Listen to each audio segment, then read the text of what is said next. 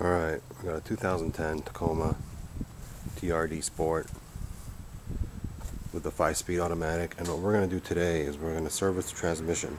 So I got me this filter kit. It comes with a filter, a gasket.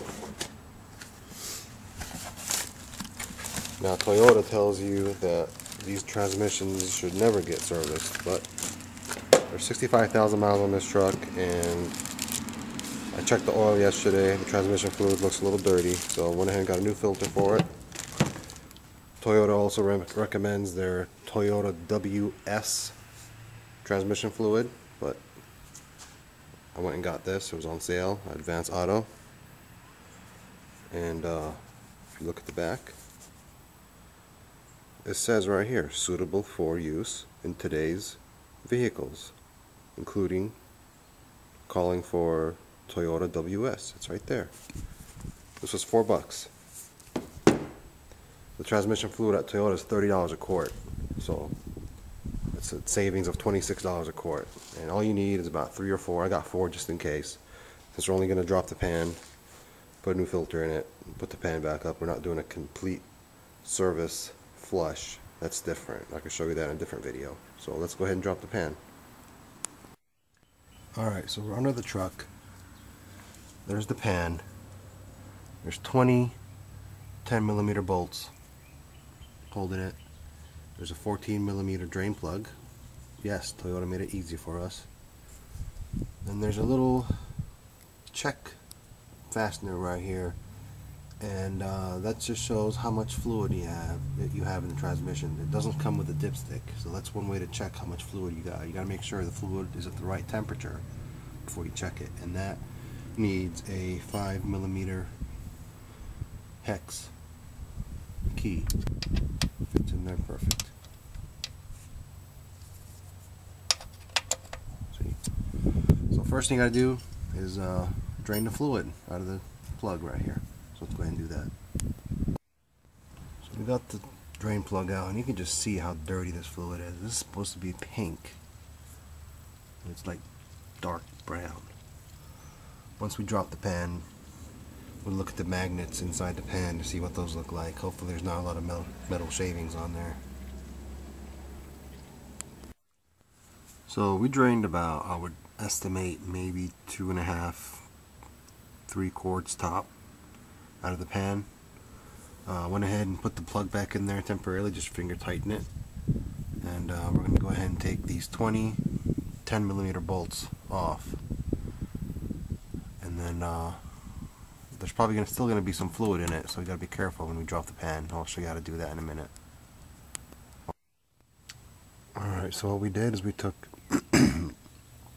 all the bolts out except one. And the reason we did that is because we don't want the pan to drop and have transmission fluid everywhere. So this one bolt, I'm going to keep it in there and slowly lower the pan, because any excess fluid that's in it, I want it to go into my drain pan right here. So you gotta be real careful when you do that not to make a mess. Alright, so now that we dropped the pan, this is what the transmission filter looks like. There's 4 bolts that hold it on. 1, 2, 3, 4 on the other side. So once you pull these 4 bolts out, you can just pull the transmission filter out, put the new one in, and then show you what to do after that. Alright, so we pulled the transmission filter out, and here's the new one. Just make sure the O-ring's on there. When I pulled the old one, the O-ring got stuck in here, but I pulled it out, so I'm just going to go ahead and put that in there, and then put the 4 bolts on there to hold it in place. Just make sure you hear a click sound when you push it in.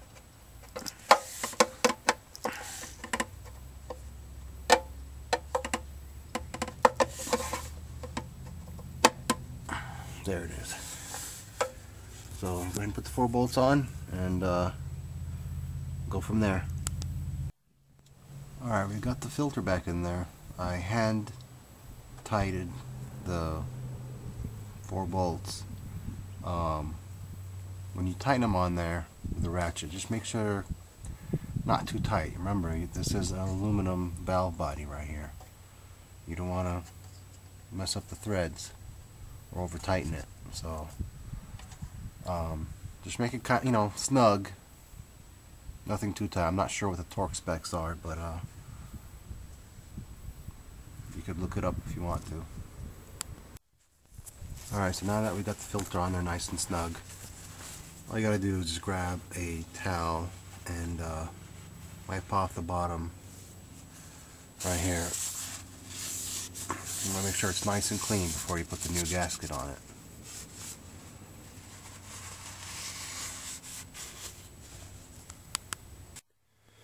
Alright, so here's the pan, and the old gasket is actually fairly loose. That's a good thing. I don't have to get a scraper tool. So I'll take the old gasket out, put it on the side for now, and get your new gasket. Make sure it lines up on there right.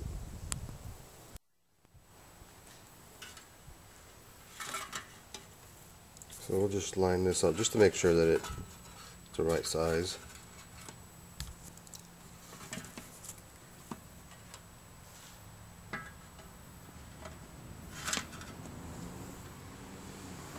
I'm going to set this camera down for a minute. So the gasket looks like a perfect fit. But before you put it on there, make sure you clean it off. And these little magnets right here, you got 1, 2, 3. Usually there's 4, but for some reason the 4th magnet is not in here. We gotta take these magnets out, clean them, and put them back in there. So a little bit of metal shavings, but nothing too bad. So we'll get that cleaned up, get the bottom of the pan clean, put the gasket on, and then we'll put this pan back up.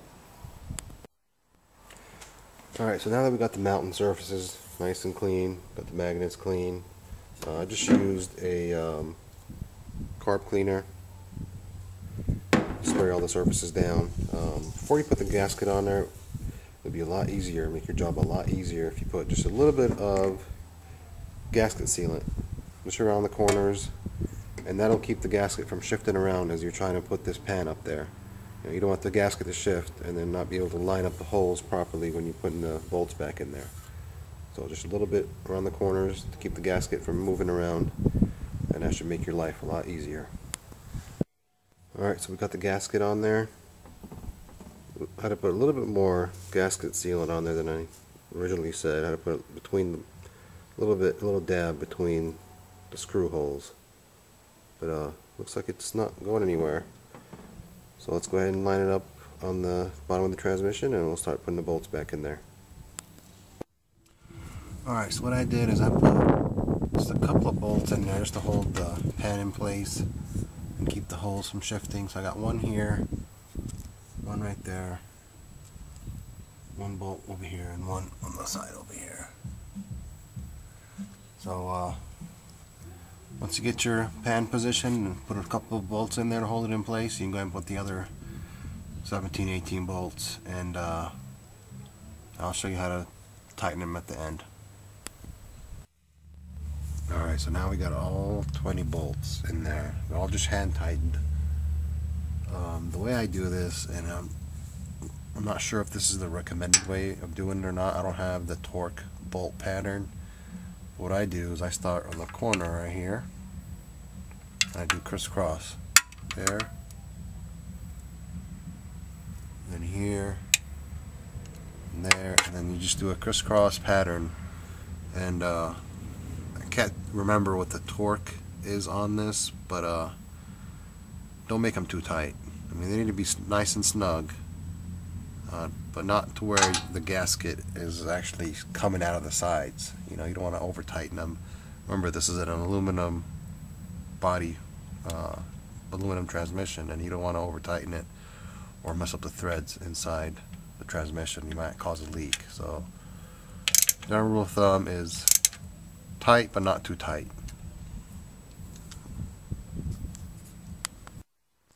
Alright, now since these trucks don't come with a dipstick for the transmission, there's lots of different ways to know how much you're filling it.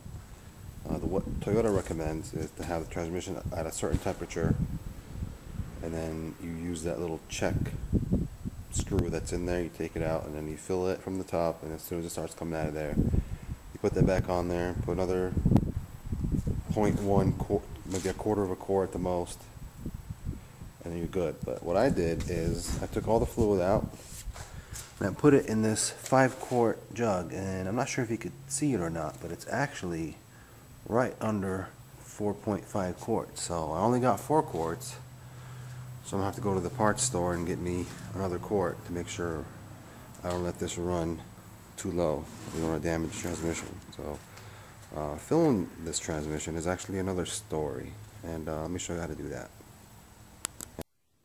Alright, so we're back under the truck again, and this is from the passenger side, and as you can see right here, this is your fill plug. Yes, this is your fill plug. All you need is a 15/16 socket, or like a 22mm socket or something, but I don't have that. This one works. You just take that out, and then we'll go from there. Alright, so I took out the plug, and one thing I want to show you is it does say WS on it. World something, I forgot what it stands for. That's what Toyota recommends. But on this plug is an actual O-ring. If this O-ring is cracked or any way looks bad, you need to replace it. This one still looks nice and soft, and so I'm going to reuse it. So how are you going to get the fluid in this little hole? Well, there's lots of ways to do that. And what I'm going to do is a little bit different than what maybe some other people do. So let me show you how to do that. So this is what I got. This is what you normally use to fill like the rear end differential. But it fits in that hole, and this part screws right on top of the quart jug. So you just screw that on there, and then squeeze it out into the hole, and then you're good. So we're gonna fill these 4, and then I'll go get one more quart and fill about halfway, because I pulled about 4.5 quarts out of this transmission. So let's go ahead and start filling it up. So as you can see, I got it in here, and it's right now it's gravity fed in here.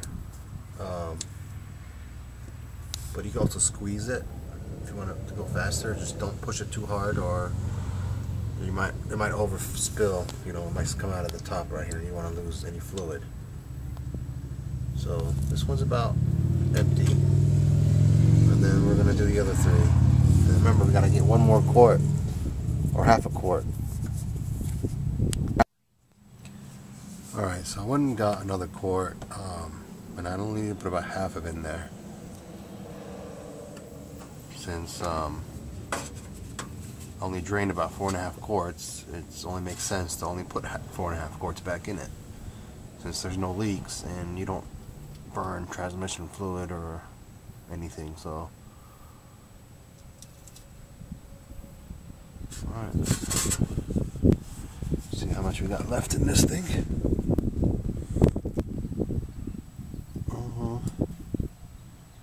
About half, so that's good right there. So we're gonna go ahead and put this fill cap back in there, or fill plug, and we'll drive it around, look for leaks, and see how it's driving. Alright, so we're gonna go ahead and start it up and check for leaks before we drive it anywhere.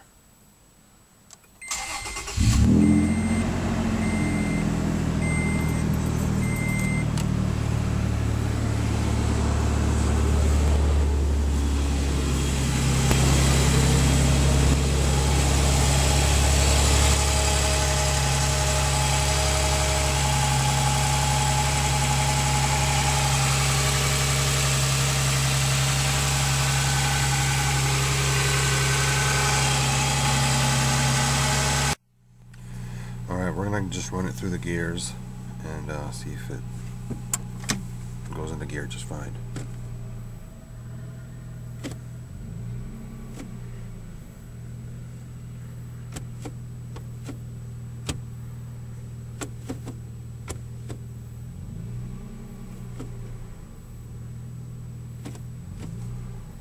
Alright, let's take it for a spin.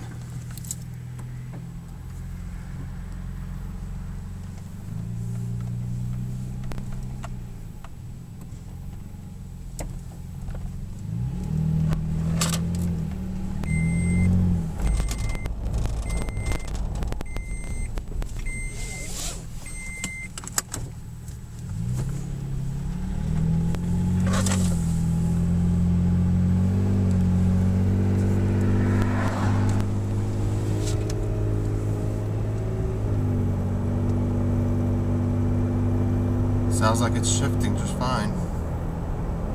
Nice and smooth. Barely hear it shifting.